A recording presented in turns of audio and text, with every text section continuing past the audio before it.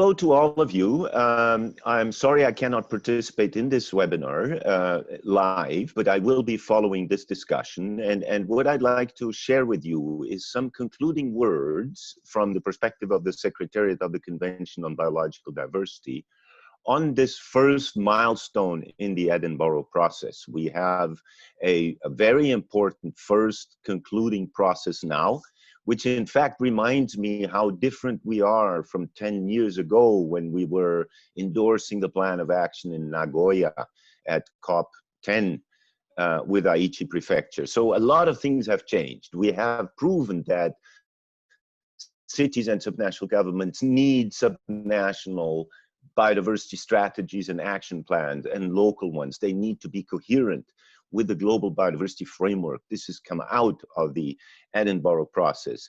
It's also come out of the Edinburgh process that we need a whole of government approach. All levels of governance need to be considered.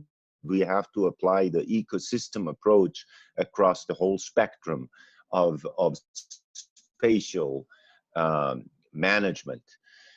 We also know that subnational government and cities contribute money, contribute scientific information, contribute knowledge, contribute all kind of experience and mandates in the management of biodiversity all the way from the local to the global level.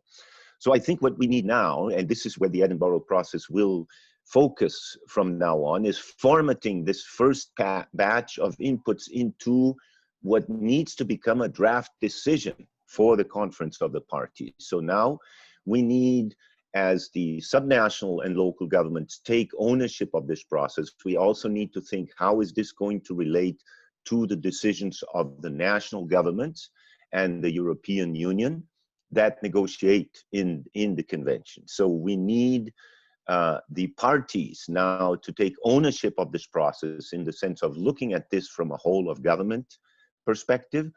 And the same way as the subnational governments reach out, the cities reach out to the parties, we now need the parties to coordinate that so that there's ownership on this draft decision. And possibly one moment where this will be discussed will be when, instead of holding the subsidiary body meeting of scientific and technical advice and the subsidiary body of implementation, which would have been happening now in August and September, instead of those, the Secretariat will be holding a number of web-based updates with the parties and all interested stakeholders. This, the first notification has been coming out. There will be more, but basically we will be bringing this up, and it will be very important for the Edinburgh process partners to also hold a webinar at that time to remind parties and other players how vertical harmonization of policies will be essential. Then we also need to see out of the Edinburgh process towards Conference 15, which now has been fixed more or less for the second half of May 2021 in Kunming. We need to think of the processes leading to that 7th summit in Kunming and beyond.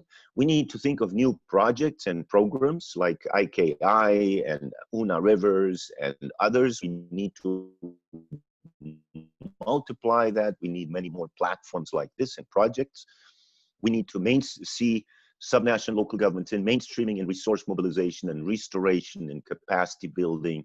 Very important, because we need to harmonize policies. This requires a whole new set of capacity building initiatives.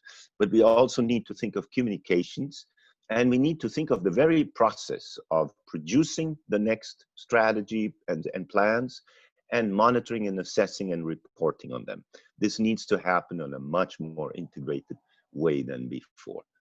So for now, those are my thoughts. I hope to see lively discussions going on, and I can only thank again not only the government of Scotland for its leadership in taking this process in hand so ably, but all of its partners. And you know, this includes ICLE and Regions 4, and the EU Committee of the Regions, and the group of leading subnational governments for the Aichi targets, and many more. So thank you.